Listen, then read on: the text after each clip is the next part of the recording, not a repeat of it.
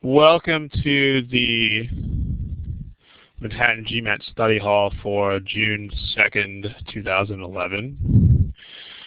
We are going to be doing a couple more instances of inference and suggestion questions from Reading Comp. So basically this session is going to be a continuation of the session from April 28th. In which we had similar questions, and that proved, the feedback we got was that session apparently was quite popular. So we're going to do a little bit more of this. It'll take us up till 5:30 Pacific, 8:30 Eastern. We may be finishing a couple minutes early, but we'll do the usual. So let's take a look. As usual, we have to start out with the normal warnings that we always give you guys. So let's do that. You guys kind of know how this works by now, but don't submit problems that are too general. Some people have, one gentleman in the last couple of weeks actually asked, how do I do verbal questions better? Which, the concern there is understandable, but you've got to realize that that's the entire verbal section of the test, and as such is not something we could reasonably cover in a short period of time. At the same time, please don't submit problems that are too specific. This is the forums are for this type of problem. This is probably the single biggest guideline that people are not following, is don't submit problems that are too specific. This is why we have the forums that we have. ManhattanGMAT.com/forums. These are very active with questions that are like this. So if you just have a question about one problem and there are no connections to other problems, like if it's just I don't get these two answer choices of this one problem, please post those on the forum. The study hall is meant to cover slightly more, organized and themed topics. Also, please don't submit personal issues. Remember that these recordings are watched by hundreds of people. Some of the more popular ones have been watched by thousands of people. So it's not the kind of forum where we would want to treat people's personal study plans. Again, we have a place on the forums for that. If you're asking about study plans for the GMAT, we have a general questions folder on the forums. That is the purpose of that folder, to address questions about study plans and overall strategy. If your question is about admissions, we do partner up with an admissions firm. We're Manhattan GMAT. We're not Manhattan Admissions, so that's not really our game. But we do have a partner firm called MBA Mission that addresses these questions in their own folder on our forum. So again, please don't submit these kinds of questions here. Finally, please do not submit problems from the official guide. The official guide is a banned source on this forum, as it is on the study hall. GMAC has had that little chat with us about protecting their copyright. So in that little chat, they were like, please don't use OG problems, thank you. Same reason that you're not allowed to post OG problems on the forum. So if you submit OG problems, we will have to ignore them, so please don't. Okay. What we do want to see is topics of intermediate depth. Either just give us a theme of intermediate depth or ask us a specific problem with a more general tie-in. So for example, today's theme is more of these inference and suggestion type questions. But if you're going to submit that, please don't submit a single inference question. That's the domain of the forum. Instead, say, I have trouble with inference questions in general. Can you please help? So that kind of thing. Also, please check the archives for topics. There are currently 35 or 36 of these sessions so far. That's a lot of sessions. We have already covered a lot of stuff. So if you submit something that is already the topic of a previous study hall, then we're probably not going to cover it again because we don't really want to repeat ourselves here. We don't want reruns. So please check the archives to make sure that your topic is not already there. Okay, but just to make sure we understand that we're all on the same page here, just to recap a couple of the more important points. About problem submissions. Please, no individual problems. Post these on the forum. Please, no OG problems. This is the big offender in the last couple of weeks. We had a lot of people submitting OG problems. Unfortunately, we can't address these. If you want to ask a question about an OG problem, what you're going to have to do is write, if you have a question about an OG problem, what you're going to have to do is write your own version of the problem. So in other words, use the same idea, but a different problem. If it's a math problem, change some of the numbers, change some of the specifics. If it's a verbal problem, then change some of the words in the sentence or make it about something that's new. But we can't address the original OG problems. Then post it on the forum in the general, whichever one applies to you, in the general math or general verbal folder.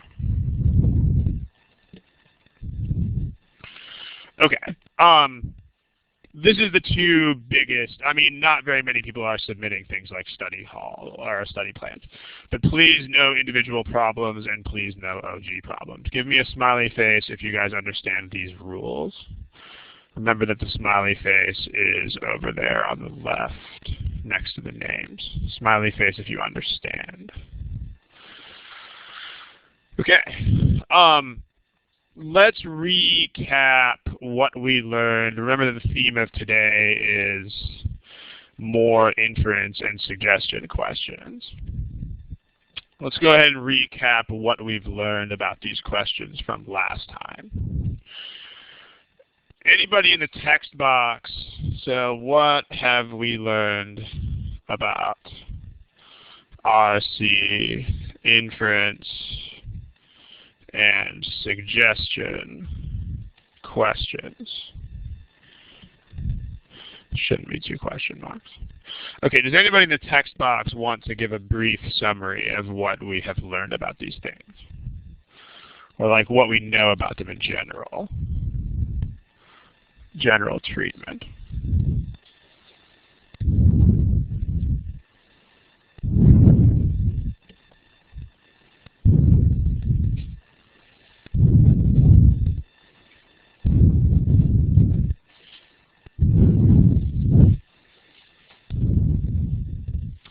Okay. We've got a couple people typing. One person apparently stopped typing. So yeah, that's right. What you have in the text box here is mostly what we're looking for. The inference questions are not what inference means in the normal conversational context. So what we've learned is that inference and even suggestion don't mean what they mean in real life. What they mean on this test, inference and suggestion refer to, you want to know basically what has to be true. So they refer to statements that must be true according to the information in the passage. Okay, this is weird because when people say inference in real life, this is not what they mean. Okay, so again, we did some illustrations in the April 28th study hall. We'll do a couple more illustrations now just to make sure we're all on the same page here. So for some illustrations, see the April 28th, 2011 study hall recording. But this is not what inference means in real life. So let's go ahead and take a look at another example that is not one of those old examples. This is not what these words mean in conversation. So here's an example. Let's say your passage is this. Again, it's kind of a silly passage, but it'll work for illustrative purposes. Here's your passage. Rob walked past a bowl of candies in his office. Rob walked past a bowl of candies that contained 50 red and 50 green candies, thoroughly mixed. Once, when Rob passed the bowl, he selected 10 red candies and no green candies from the bowl. Let's change selected to took. Okay. Does anybody want to give me an inference from this information? In his office, Rob walked past a bowl of candies that contained 50 red and 50 green candies, thoroughly mixed. When Rob passed the bowl, he took 10 red candies and no green ones. Does anybody want to try giving me an inference?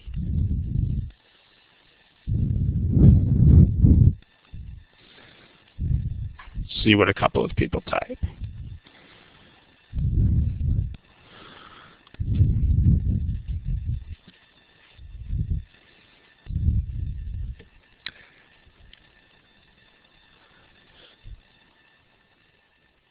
Okay, I like the variety of answers here because we have all of the different kinds of answers that we're looking for are basically here. So, okay, inference and suggestion. Let's talk about these. I'm going to pull a few of your statements out of the text box and let's talk about it. So remember that we're looking for things that must be true. Okay, there are basically two kinds of correct inferences that you're going to see. And when I say two kinds, it's going to depend on the way in which you view this stuff. Because to some people, these aren't even going to seem like different kinds of things. But to other people, they're going to seem massively different. And so it really just depends on who you are and how you process things. But, okay, there's two kinds of correct inferences that you might see. The first kind you might see is statements that can actually be rigorously proved from the information at hand. So a couple of you guys wrote statements that are like this. This one, for instance, and this one. These are both correct inferences of this type, where they are things that have to be true. So there's one. There's another one. So, I mean, these are not exactly the most brilliant genius deductions in the world, but they are things that have to be true from the information here. Like if Rob took no greens and took 10 reds, then we do know for sure that there are 50 greens left in the bowl. And we also do know for sure that there are 40 red and 50 green remaining in the bowl. This is basically just a restatement of existing information. Okay, smiley face if you guys understand this. Okay, so that's one type of inference, is literal, almost mathematically provable statements. The other kind of correct inference is statements that can't be rigorously proved, but could only be false but for which it would be absolutely ridiculous for them to be false.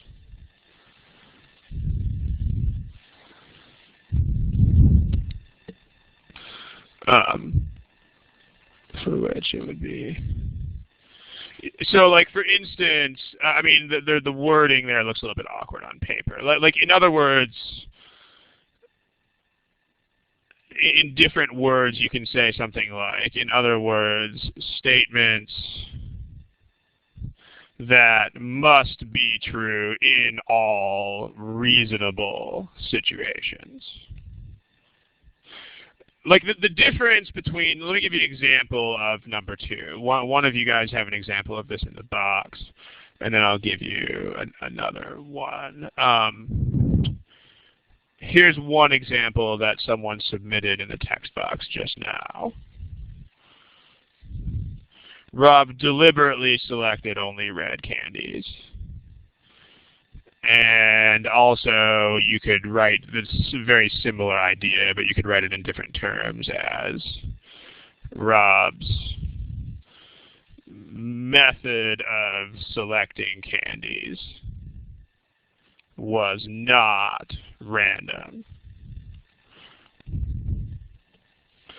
So these are statements that, okay, now depending on who you are, you might think of these as the same kind of thing. Like, if the normal way that you process statements is kind of a common sense sort of way where you reject, things that are absurd, then to you there will be no difference between number 1 and number 2 here. Because, I mean, to people who process things in a more real-world, common sense sort of way, when we say prove, those people think anyway in terms of rejecting ridiculous possibilities. But if you normally think like a computer programmer or like a mathematician or like some other technical people who always have to consider all possibilities all the time, then these two will be very different to you, and you will have to learn to look for both of them. Like, in other words, if you're a programmer, then you can't, if a bug is in the code, then you have to get the bug out of the code, and it doesn't matter how unlikely it is that someone will trigger that bug. Even if the bug would only be a bug if somebody did exactly these 100 steps in a row, it doesn't matter, and it's still a bug, and you have to get rid of it. So that's the difference between the kind of way that programmers and tech people think and the way that everybody else thinks about stuff. So if you think in that very sort of tech person kind of way, you're going to need to separately look for these two types of inferences, because for you, these will be different things. Whereas if you think in more of the kind of common sense business person sort of way, where you just don't think about ridiculous cases in the first place, then these are the same. So, for instance, these statements here basically say that Rob picked the red candies on purpose. This is not a statement that you can mathematically prove, but the only way this could be false would be if you reached into a thoroughly mixed bowl of candies and somehow came up with all 10 red. And that's just not a reasonable situation. So from the standpoint of this kind of GMAT problem, you just don't worry about that kind of exception, and you say this has to be true. So does this make sense? Smiley face if this does make sense. If you have any questions about this, please type them in the text box. Okay, now what we also have in the text box is at least 1 or 2 examples of what you do not want to see. Let me compress some of this so I can have more space to type. There's 1 or 2 examples of what we don't want to see, which, like the first submission was this one. But there's 2 kinds of wrong inferences.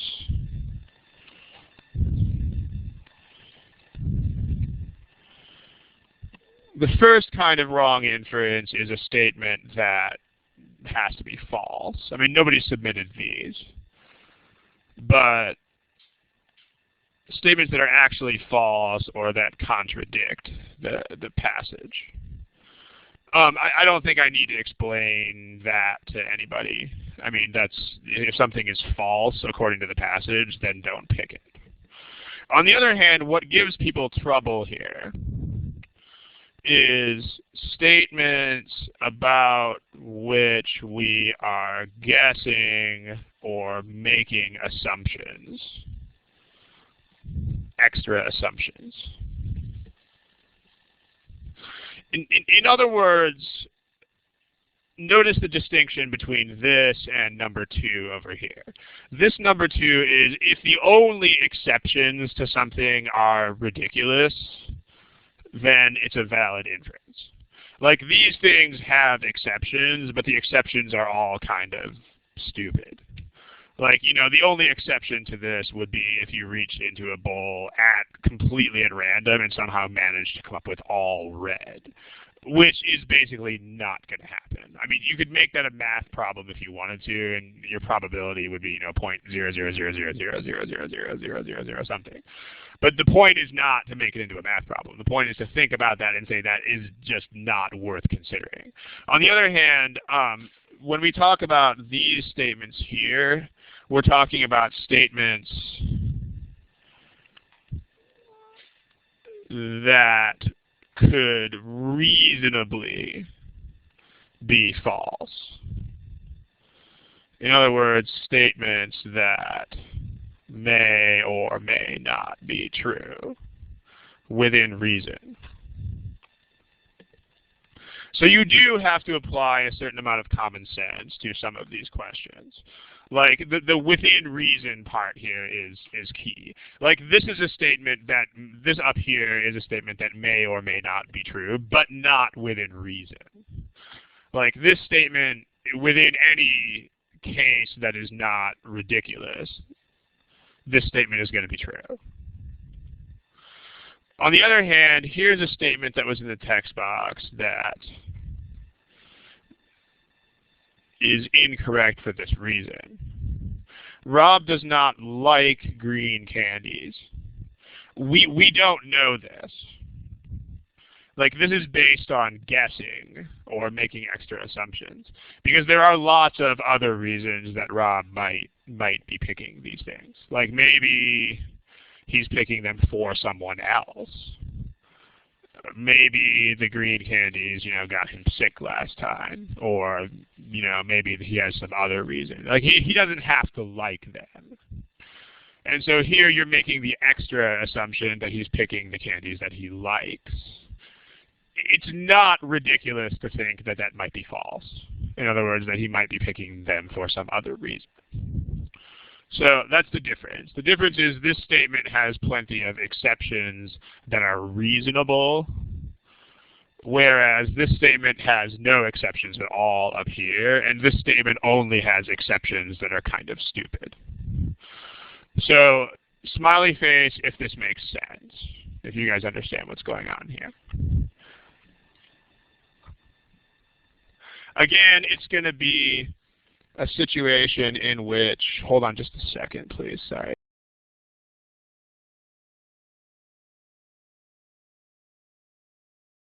Sorry about that, guys.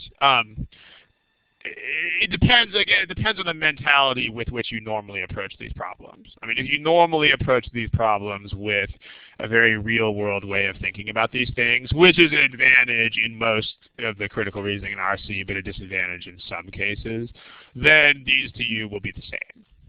If you think about these things very technically in most cases, then to you these two kinds of things will be extremely different.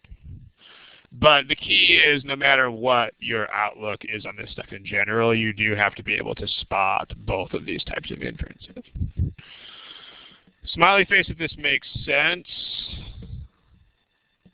Non-smiley face if it doesn't. If you have any questions about this before we get started, please type them in the text box. If you don't, then we'll go ahead and start looking at some questions.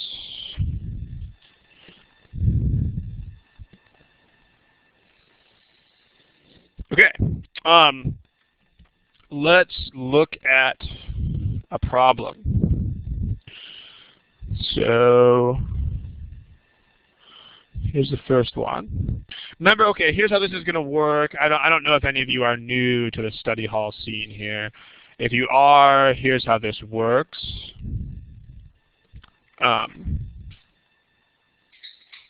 You should see now, they weren't there a second ago, but you should see the following in the corner of your screen. Below the list of names, you should see this. You should see these polling buttons right here. Please use these buttons. The other students in the study hall will not see your answer. Please indicate your answer with these buttons. Please do not write your answer in the text box. Because if you do, well, we want to make sure this is an individual effort for everybody, and if there are answers that are visible in the text box, then, you know, whether we like it or not, those are going to start influencing other people's responses.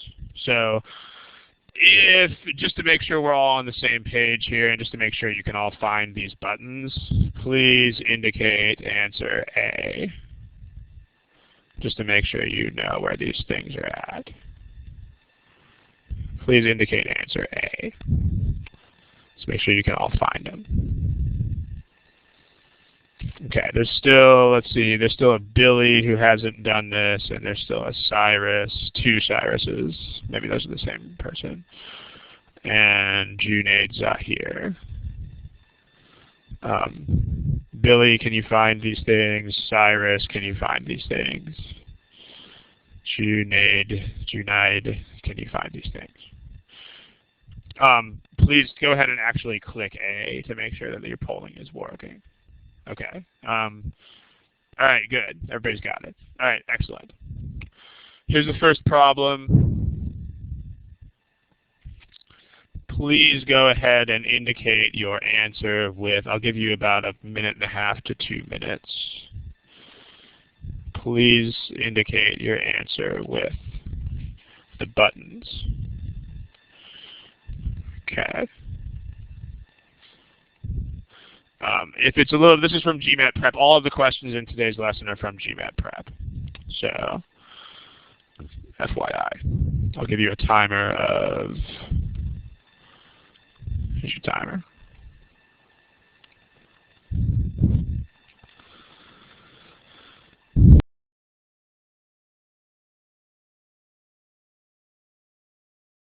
Okay, the wording here is a little bit difficult, but if you need another 20 or 30 seconds, take it. But please try not to take longer than that. So everybody pick something in the next 20 seconds or so.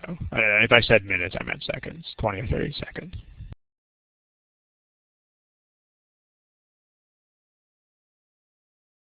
Okay, it's time to pick something. Remember that this is the GMAT. The GMAT is a test on which you are not allowed to abstain from questions. You're not allowed to not answer things, basically. So remember that you have to pick something. So we're looking at, there's a CKA, there's a Cyrus, Karaoke, there's a Hadi, and a Jani who don't have answers here. So please indicate something, even if you are guessing. Okay, Hadi, CKA, next few seconds. All right, here are your responses.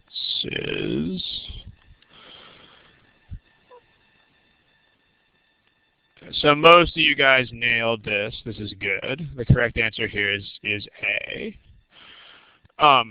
Basically what you're doing is you're just going through the neighborhood of the surrounding lines here. So go through the local area in the passage and just pick the statement that must be true.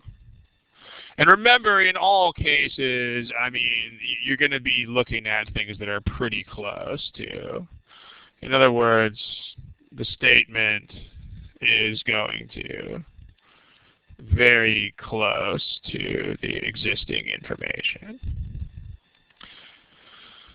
So what they're saying is this. Some scholars have argued that even though, if you don't even know what laissez-faire is, then that's still fine. I mean, try not to get lost in terms. Even though something eventually became big, it was not accepted without a struggle. In other words, it met some resistance. The resistance was that it clashed with these norms that did a bunch of stuff. So basically what these words mean is what the underlined words say is that this laissez-faire economics, even if you don't exactly know what that is, it doesn't matter. Just look at what they're saying about it. Laissez-faire met with resistance from these social norms before it became predominant. So you basically want the answer choice that says that, or that says something that has to be true, if that is true. So of these choices, the one that basically gives you this idea is this one. They provided notice a primary source, not the primary source. That's an important difference. Like there could have been other sources as well. But if it's a primary source, that just means that it's something that provided important opposition here. So someone clicked the raise hand button. If you've got a question, please go ahead and type the question in the text box, and I'll just go ahead and address it as we go. So Billy, if you got a question, just go ahead and type it. But yeah, it provided, these norms provided resistance to the laissez-faire system. As far as the other answer choices go, let's talk about why the other answer choices are not correct. Choice B says, let's go ahead and take this to another page so we can talk about that. All right, let's get rid of this. Okay. Okay, we'll address that question in a second. First, let's talk about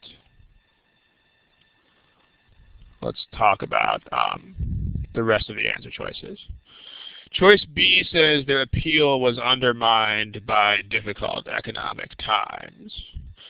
It doesn't say that. In fact, it suggests that the opposite is true. Like you have these norms persisted for a long time, and even in the late 19th century, laissez-faire had not triumphed completely. In other words, the blue words are suggesting the opposite. So when it comes to B, the blue underline is suggesting that even at the end of the 19th century, laissez-faire had not triumphed completely. In other words, its opposition, and the only opposition that they mention is these norms. So the only opposition that you can consider to be present here is these norms. So was still in place.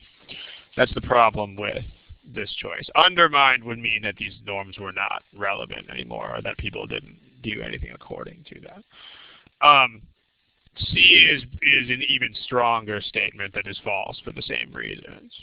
So C is basically, C is very similar to B, but even stronger. So if B is not justified, then C is most certainly not justified. As far as choice D goes, they don't mention, let's see, but buttressed by mercantilist notions that government should be both regulator and promoter. The problem with D is that it's backwards. Like, what you've got here is what choice D says is it says facilitated. So the wording of D says, the actual words in D say that the norms led to, which is facilitated. I mean, facilitated doesn't, directly mean led to, but it means they made it easier for this to happen. So it's catalyzed. Led to or catalyzed, if you know what catalyzed means, the implementation of mercantilist norms. The problem here is that of mercantilist notions of government. The problem is that it's not what the passage says. I mean, this is a statement that may be reasonable, but if you look at the words that are written over here, buttressed by mercantilist notions, buttressed means supported. These norms persisted long after the American Revolution. So what the passage says is the other way around. The passage says that the mercantilist notions were there, and they allowed the norms to persist longer. So when you strip this down, what you basically have is backward causation. Like choice D is saying that the norms led to the mercantilist notions of government. But the passage actually says that it's backwards. The passage says that the mercantilist notions were just there, and they let the norms live on for longer. So, I mean, the passage doesn't tell you anything about what made these things get implemented in the first place. So, D was picked by a couple of people. That's the problem with D. And then, the choice E, the ideology of the American Revolution, is not relevant to the passage. So it does say that the norms were around at the time of the revolution and they lasted long afterwards, but that doesn't mean they were part of the ideology of the revolution itself. The ideology of the revolution itself is not considered. Okay, the question in the text box, we're going to go there in a second. But does everybody understand what we're saying about these other answer choices? Smiley face if you do, other face if you don't. Okay, here's the question in the text box. It's a good question, so let's talk about it.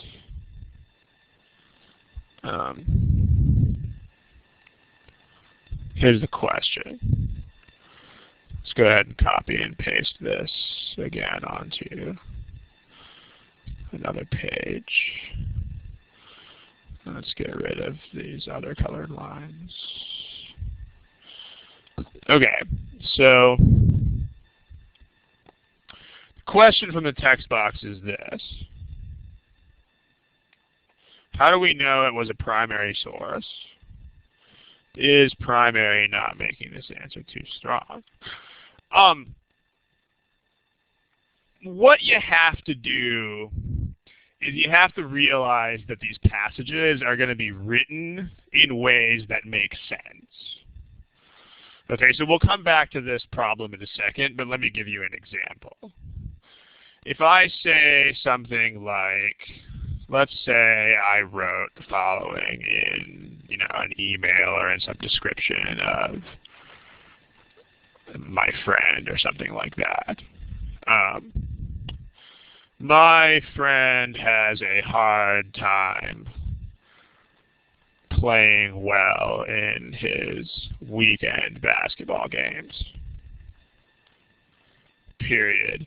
Lately, his bad knee has been bothering him so much that he hasn't even been able to run up and down the basketball court at full speed.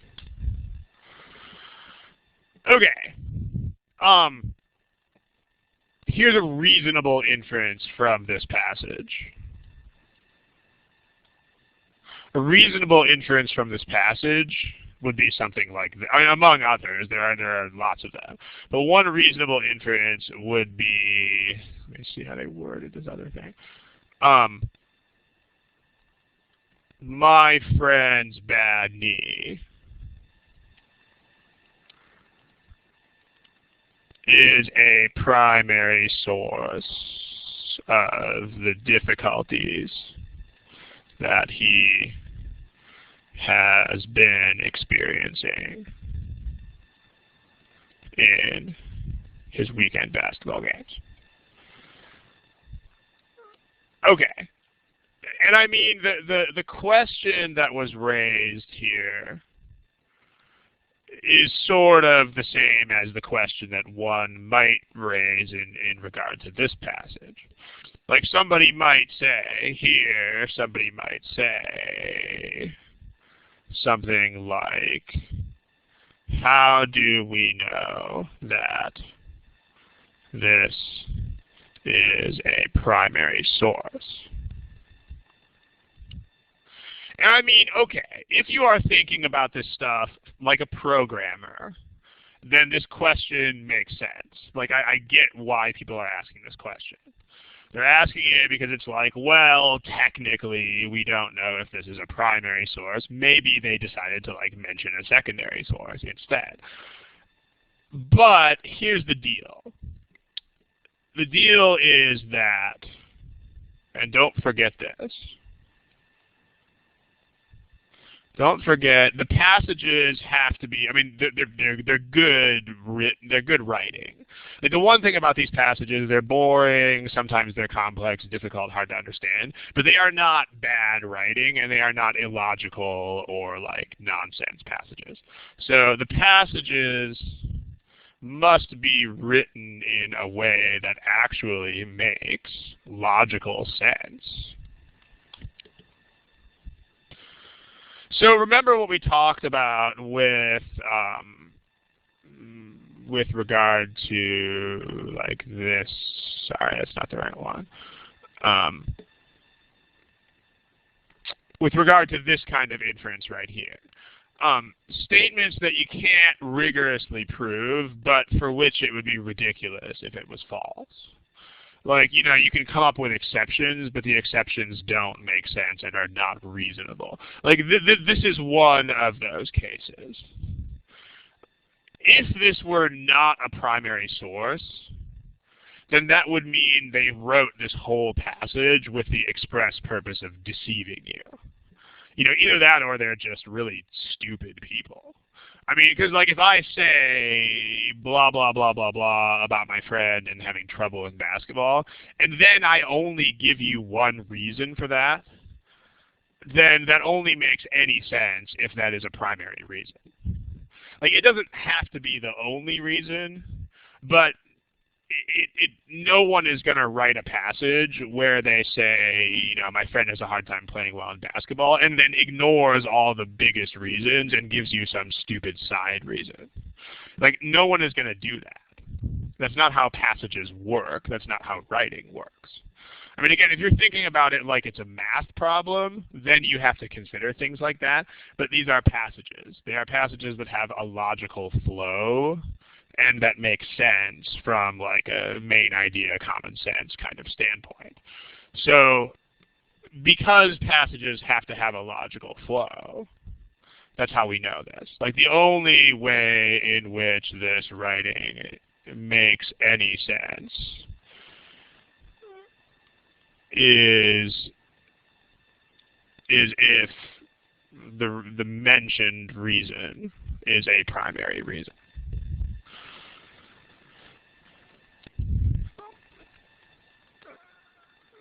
Because it's the only reason that we mention.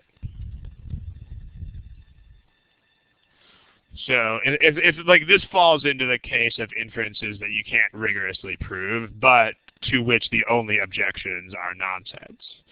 Like the only objection to this inference is, what if the author decided to ignore the primary reasons and give a secondary reason? Not reasonable. Like that is not going to happen. So same sort of thing here. The only objection to the word primary here is, what if the author decided to ignore all of the primary reasons and just give you a secondary reason? Not going to happen. So let me know if this makes sense to you guys. Smiley face if it does. Especially the person who asked the question. Give me a smiley face if this makes sense. If you're giving me another face, make sure you type a question that explains why you're giving me that face. Like if you're finding something not understandable here, then make sure you type a question in the text box, please. Okay, otherwise we'll move on. One of you guys gave me the non-smiley face, so if you did, then ask a question. But yeah, you have to, like, remember these passages are not collections of random statements. Okay, they're passages. They have themes. Like the sentences in the passage have to do with the other sentences in the passage. So that's the takeaway that you should get from this. Like they're not going to spell out all of the relationships between everything, because they don't have to. Like they assume the reader does have a certain amount of common sense with which they're approaching this stuff. So don't think like it's a programming task, and don't think like it's an academic mathematical task, because it's not. It's a reading task. So remember that these are passages. They are not random collections of unrelated statements. So you are expected, it's the same thing you have to do when you figure out main idea questions. You are expected to figure out the relationships between the statements in the passage. Because that's what you do whenever you read anything. Like there's nothing that's more than one sentence that is unconnected entirely. So you got to figure this out. So like when you read this passage, they expect that, you know, if they say blah, blah, blah, blah, blah happened, and here is exactly one reason why, then they expect you to pick up on the fact that that is an important reason. Maybe not the only one, but at least of some sort of primary importance, that it's the one that they decided to talk about. So you got to do this. If you're not seeing relationships between statements, you are going to be in big, big trouble when it comes to this kind of stuff. Any questions? If not, we're going to go ahead and move on to another problem. Let's look at this one. Okay. So, and also they have reasons for saying things. That's another thing we're gonna, I mean, if that statement doesn't make sense to you, it will shortly. But here's another GMAT prep problem. I'm going to clear your answers. Again, please answer with the buttons that are available at the left. Please don't answer in the text box. Here's a new passage and question. I'll give you, you do have to read the passage or search it, so I'll give you about 2.5 minutes to do this. Go for it.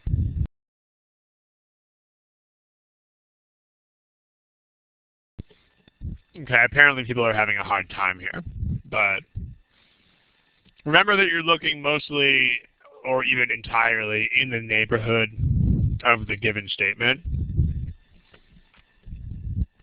And that you got to pick something that has to be true based on the facts in the passage and on the way in which the passage is written. So take another If you need it, take another 20, 30 seconds. Go ahead.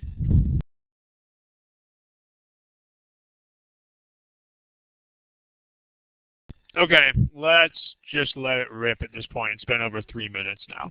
So please pick something, even if you are guessing. Remember, that's how the test works. You have to pick stuff. So go for it. There's a okay. The only person who hasn't answered, there's Janie and there's Masabiel. I don't know how to pronounce that. Masabiel, maybe. Remember that you only click your answer once. If you click it twice, it'll make it go away. So, all right. Okay, here are, let me shrink the text here a little bit. And so we can write on here. All right, let's talk about it. The region of the passage that we're looking at, high inflation in the US and many European countries. There it is. It's that highlighted area of the passage. So, there you go. So let's talk about it. Process of elimination is a good way to go here. But notice what's going on over the answer breakdown. The class, here's the class statistics. So we are kind of all over the place of this one. There's no majority answer here at all.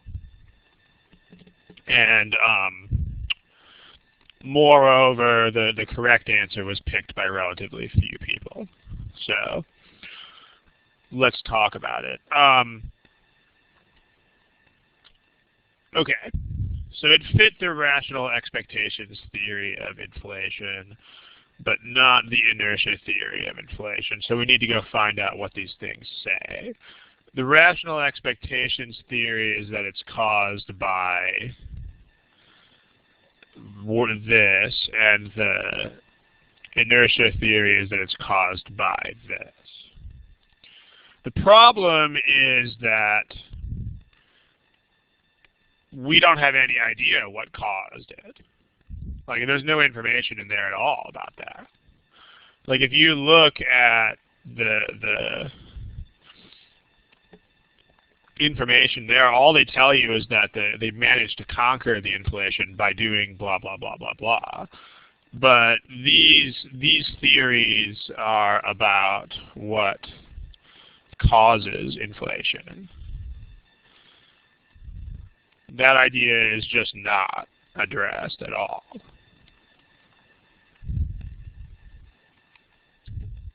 So A is not right. In fact, if you look at the way this is written, whether they support this theory or that theory, they agree that, I guess the line spacing was a little bit weird here. Sorry about that. Whether they agree with this or that, they agree, regardless of which theory they support, they agree that this stuff is necessary to decelerate inflation. So they point out, so, you know, we're not going to be finding points of disagreement between rational expectations and inertia theory, because this is a point on which these people agree. It was possible to control without causing a recession is quite the opposite of what the passage is saying. The passage is saying economists agree that these things, policies which cause recessions, are necessary, and then they point out that. I mean, if you want, you can read what they point out that, but this wording means that they are giving you an example of the previous statement. So that they are presenting evidence for the previous statement. So you can actually kind of stop reading right there if you figure that out. Like, whatever they point out here is going to be something that shows you that you actually do have to cause a recession in order to get rid of inflation. So this is the opposite of what B says. If you have questions about any of these, please type them in the text box. It was easier to control in those countries by applying tight monetary and fiscal policies than it would have been elsewhere. Other countries are not discussed at all. So this is kind of just made up. A lot of people picked this choice, so I'm wondering why. But there's no discussion of how hard it would have been to control these things. I'll fix a typo in a second. There's no discussion of how difficult this would have been in other countries. So that they just don't really talk about that. They say that they had to do these things in the US and Europe, but they don't really mention how hard this would have been in other countries. D is incorrect for the same reason that A is incorrect, because we just don't have any idea what actually caused this. So let's talk about E, which is actually the correct answer to the problem. And remember that there are two ways that you can infer things. Okay, let's go back to the other question for a second, after we type a couple of words here. There are two different sources of information from which you can infer that things must be true. The first of these, which clearly very few people are going to have issues understanding this one, is the actual information in the passage. The problems we did last time were mostly based on the actual information in the passage, and so once you got a hang of it, they weren't that bad. On the other hand, number two is it's kind of like what we were looking at before with that other question about a primary source. It's the way in which the passage is written.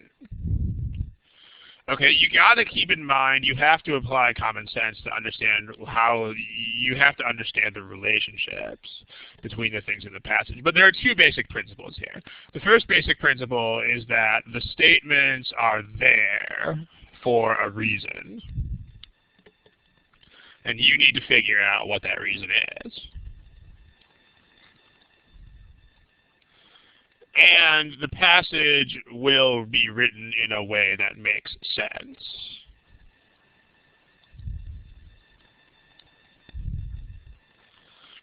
So what you need to do is you need to reject interpretations that are like mathematically possible, but are ridiculous given the way in which the passage is organized. So this is kind of what we saw with this statement right here. I mean, if you're thinking, like a computer programmer, then you might actually consider the case in which I give you a statement, and then I only give you like a completely unimportant side reason why that statement is true. But that's not, if I'm a writer, I'm not going to do that. Like if I say my buddy is having trouble in basketball and then I give you one reason, you know that's a big reason. Because if it weren't, then you would be like, what's wrong with you? Why are you not telling me the big reason? So this is not a factual inference. It's like, why are they writing the passage this way? And that's a big part of reading comprehension. Because, this is super, super important in business. Like when people write memos, they are not going to spell out all of the reasons why things are being said. They're going to make statements, and then they're going to make other statements. And they're going to expect you to figure this out. Like if you get a business memo that's like, my colleague Jones is, having poor effects on the productivity of the company. And then the next sentence says, he's always sleeping on the job. And that's the whole memo. You know that sleeping on the job is like the big reason why Jones is having poor productivity. You know that it is. That memo would not make sense in other ways. And so they're expecting you to read these passages in the same sort of way. So you can't just read them as if they were a bunch of random statements. You have to think about, what is this all about? Why did they write this here? What is this doing here? So like in this passage,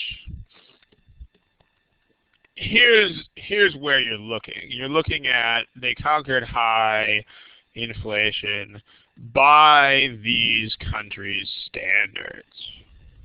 That blue box. Why is this comment here? What's the only reason that they would write that comment? Text box, please. Like if they actually go out of their way to say, oh, by the way, it's high inflation by the standards of these countries. What does that mean?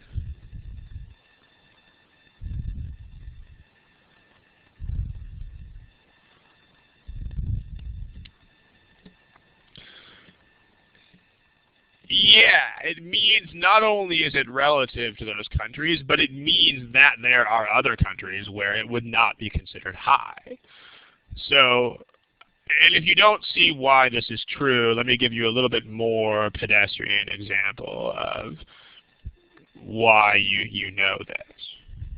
Like, let me give you another example. Let's say that, here's an analogy. Let's just do it in the corner of the screen. Yeah, that's what they're saying, and that's why that comment is there. And I mean, the point that I'm trying to make right now, and the reason why I'm giving you additional examples, is to show you that these are things that are obvious in real-world contexts. The difficulty when you do it on the GMAT is the difficulty of not shutting off your common sense. Because, like, for example, let's say I tell you the following. Let's say that I have a cousin who is 6 years old. And I say, my cousin can run really fast, in parentheses, for a 6-year-old. I mean, you know what this means. This means that, I mean, obviously it means my cousin can objectively run fast. So, it means my cousin can run fast. But the only reason to inject this comment is that, you know, if my cousin were racing other people, then he wouldn't be fast anymore if he were racing a bunch of adults or something like that. So, but not necessarily fast by the standards of other groups of people, such as adults or older children. I mean, this is, again, you would all figure this out in the real world. Like, okay, like one thing, for example, let me just give you one more example of this, just to show you how universal this kind of stuff is. Okay, a background fact in this case is that, two background facts. Okay, first of all, one fact that all of you probably know is that the quant scores on the GMAT go from quant, I think the lowest score is 3, up to quant 51. 51 is definitely the highest score. One fact about this is that people who work in nonprofit tend to have relatively low quant scores. So like people, applicants with nonprofit backgrounds have relatively low quant scores. You know, as compared to, you know, tech people who tend to have very high quant scores.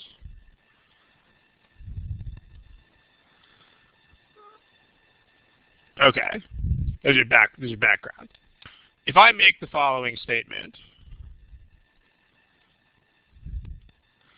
if I say something like Annette, who works in nonprofit, Annette has a high quant score for an applicant, or if I say relative to other nonprofit applicants. What does that mean? Like, under what circumstances would I write this?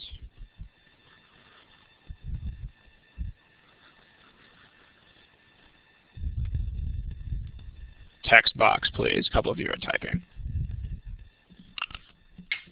Okay, someone wrote as a qualifier, what does that mean? Okay, but what does qualifier mean? Like, tell me what I mean when I say this. That's what it means. That last comment is what it means. It doesn't mean that she works in nonprofit. I mean, she does. If you say relative to other nonprofit applicants, then that means that Annette is in nonprofit. Like, that's a fact. If you say other nonprofit applicants, we know that she is one.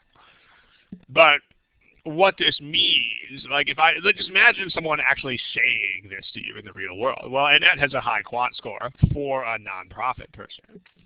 What that means is that she has a high quant score relative to other nonprofit people, but not relative to, like, you know, tech people or something like that.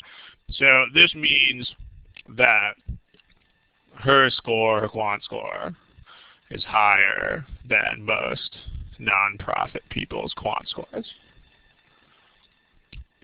But it also means that her quant score would not be considered high among some other groups of applicants. Like, in other words, if Annette has a quant score of 51, then this statement would make no sense at all.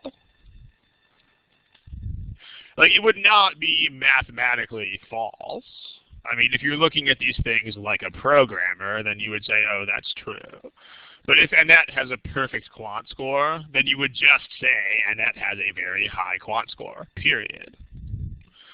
So, like, one of you called it a qualifier. I mean, okay, if you put a qualifier here, it has to be there for a reason. You know, like if you say my cousin is very tall for a Filipino guy, that means he's tall relative to other Filipinos, but maybe not relative to other races of people. My cousin can run fast for a 6-year-old. Okay, he can run faster than other 6-year-olds, but not faster than everyone. Annette has a high quant score relative to other nonprofit applicants. In other words, this is here for a reason. And that reason is that if you put Annette into other groups of comparisons, this would not be true anymore. The good news is that this is exactly the way these things work in conversation. Okay, most things don't work the way they do in conversation. This does. Like, if somebody said this to you, they would absolutely expect you to understand all of this that follows it. Like, if someone said this,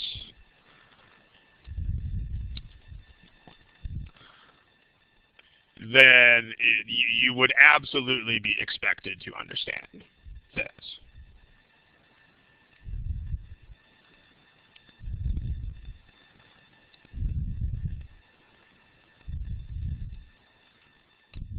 Like in any normal conversation. If she has a high score for a nonprofit person, that's what it means. That's what the person expects you to pick up on. So luckily, this kind of stuff is the same as it is in conversation. So there's good news and there's bad news here, if you want to think of it that way. The good news is these things work the same way they do in conversation. In other words, like, why did the author write that will yield the same conclusions or the same reasons as why did this person say that?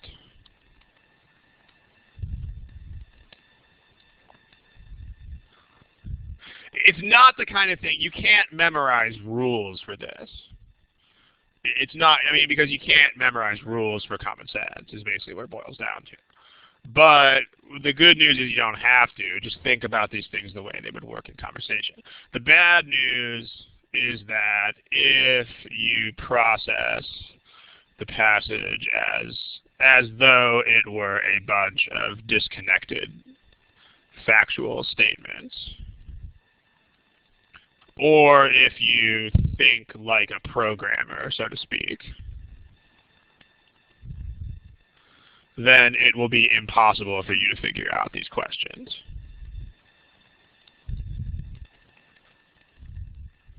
So the idea is when you look at the connections between statements, you have to think about what the connections would be in the real world. So same thing here. If they actually bother to write this, then that's the reason. The reason they're writing that is that it's high in those countries, but not high in some other countries.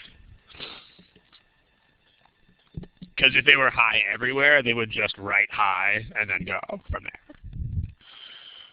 Smiley face if this makes sense, including all of the additional examples and so on. I mean, this is really important because that's why it's called reading comprehension. You have to kind of get what these people are driving at.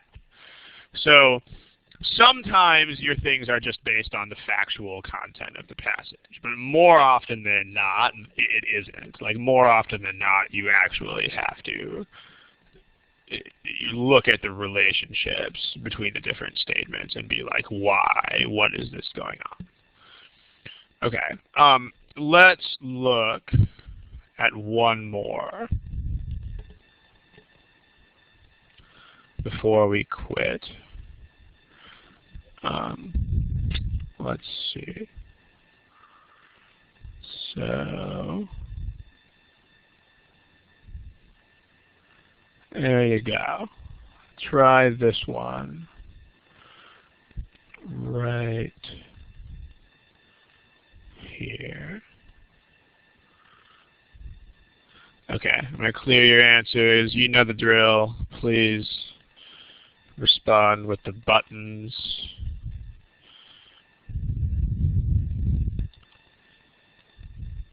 Okay, I'll give you maybe 2.5 minutes. Go.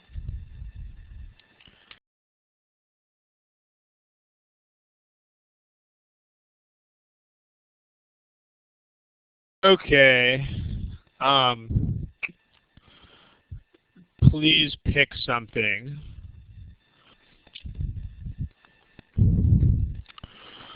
Raj, Billy, if you have to guess, please go ahead and guess. This will be the last problem that we do today because we do have to end pretty much on time today.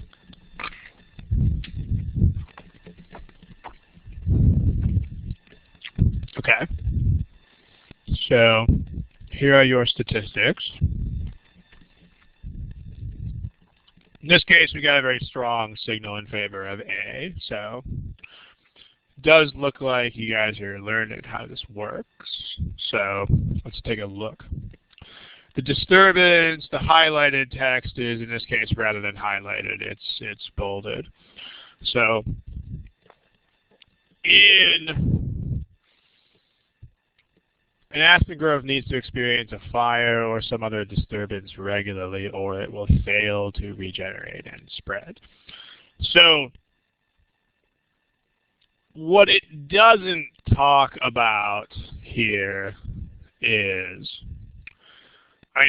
or what it doesn't do is it doesn't spell out the connection. So again, this is another one of those ones like the others we were just looking at, in the sense that you have to figure out why they are putting certain things in certain places.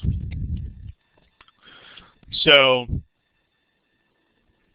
what is this? Because what will never, ever, ever happen in these passages is for you to just have some random stuff that has nothing to do with anything around it. It's not going to happen. So what does this have to do with anything? So let's talk about it. It needs to experience a disturbance or it will fail to regenerate and spread. This is in the same paragraph as the stuff that comes above it. You know that there must be a relationship to this stuff right here. I mean, you know, the things, because again, you got to ask yourself, why did they put these things in the order that they put them? Paragraphs are paragraphs. They're organized around themes, and they are not random. So there must be a relationship between these two things. And there must be a close relationship. Because otherwise they would not have put these in the same paragraph. So just keep this in mind. If two things are in the same paragraph as each other, there's going to be some sort of very intimate connection between them. So here's the deal, and the closer you get to it, the more likely it is, because the paragraph has to flow. So what they just got done saying is if a clone loses a lot of stems at once, then here's what happens. The only way that this comment can make any sense is if it has a relationship to that. Because otherwise it would be like, whoa, they totally changed the channel on me. So what's the relationship? Someone type in the text box. I mean, they don't spell it out because they don't have to. But ask yourself, why is this statement placed right here? This green statement. Does anybody want to comment on that in the text box? Like, what's the relationship of fires and disturbances to the stuff in the preceding part? A couple people are typing. That's what it's got to be. I mean, because otherwise it would be like, why is this here? You know, like for instance, if you say, like, let's say that you don't know which countries are in which continents. I mean, again, so it's kind of a stretch, but I mean, I need to think of an example off the top of my head. So again, think about why the statements are organized in the way they're organized. So, for example, if you say in different regions of Colombia, comma, the spoken Spanish language exhibits considerable variation.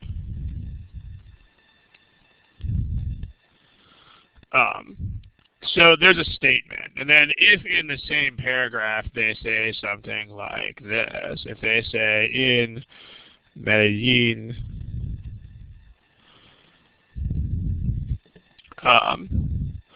the pronoun vos is used almost universally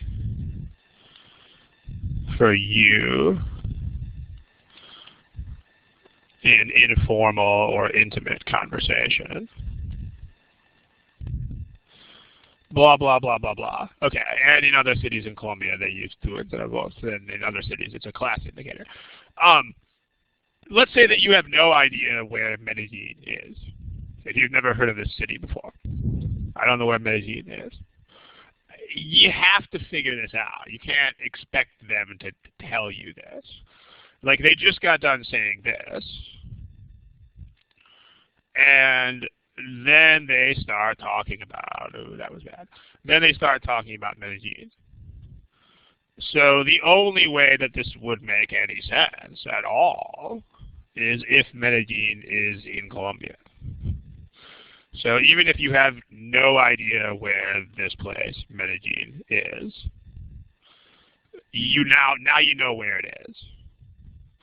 Okay, and some people make the mistake of reading these things as though they were like random statements. Like some people would be like, well, how do I know that Medellin is not in Asia or something? Well, you just look at it and you're like, this is definitely meant to be an example of. So from the organization here, you can deduce that Medellin, even if you've never heard of it, it is a city in Colombia. So this is the same thing. Like, the only way that this insertion of this sentence here makes any sense at all is if this is a situation that causes the clone to lose a bunch of steps. So this only makes sense, I'll fix the typo in a second, if a fire, or let me fix the typo. This only makes sense if a fire or other disturbance is something that causes a clone to lose lots of stems.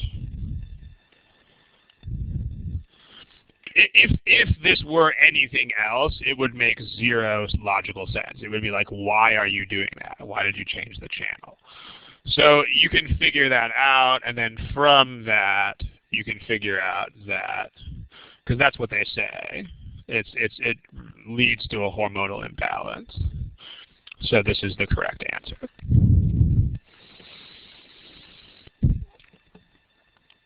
So there you go.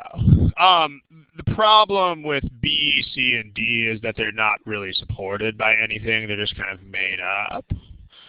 And then E is not correct because it doesn't say this. Like, it doesn't say that fires actually destroy coniferous trees. What it says is that fires prevent them from invading. Like, if you read these words right here. So in other words, they don't have to be destroyed in the first place because they're not there. So fires prevent the coniferous trees from invading in the first place, i.e. they don't have to destroy them because they aren't there.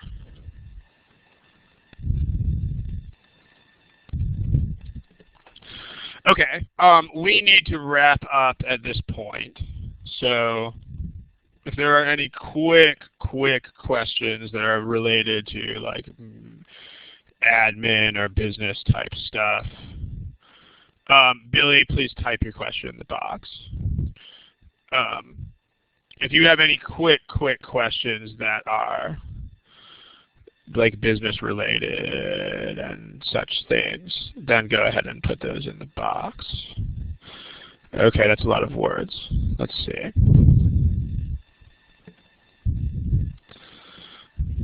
Okay. All right, we gotta go in about a minute, but let me see what I can do with this question in about 1 minute. I mean, you're not allowed to assume things beyond what the passage is talking about. Like, notice that we're not going out of the scope of the passage here in any way. But you do need to assume, you do need to understand why things are where they are in the passage. I mean, you do have to understand the organization of the passage. So, I mean, when you write, we have to assume that the disturbance is strong enough to kill a stem. Again, you have to ask, why is this here? I mean, if we go back to this example with my friend playing basketball, I mean, you could raise the same objection and say, well, how do we know he has to run up and down the court at full speed? Like, how do we know he's not just as effective as a basketball player if he runs at half speed? But you don't do that because you have to understand the organization of the passage, and you have to understand why statements are located where they are located. Like if I put this here, it is implied that this is a reason that is preventing him from playing basketball well. And similarly, if this is placed here, again, it's what we said. It's not the factual information. It's the way it's organized. Because they put this here, you know this is something that causes the clone to lose many stands. Because if it is not, then the whole organization of the passage is kind of stupid nonsense. I mean, it's kind of like this. If Medellin is not in Colombia, then why would I write this here? So, even if you don't know this, now you know this. I mean, they do expect you to pick up on this. And it's actually an important skill for real-life reading comprehension tasks in which you also have to pick up on this kind of stuff. Okay. We are out of time. I don't know if you're going to be typing much longer, but I have to go in literally like 5 seconds. So here's an email address that you can send this question to. Go ahead and send it to that question, to that email address. But the basic deal is you have to pick up on anything that is a reasonable function of the way the passage is organized. It's the short answer. In any case, we got to go. I'm going to go ahead and log you guys out in the next minute if you are not already gone. We are out of here. And thank you for attending. Have a good 2 weeks. We have our next study hall on June the 16th. It'll be a little bit later in the day. And fantastic. Have a good one. I will log you out in the next 30 seconds if you are not already logged out. Thank you. See you in a couple weeks.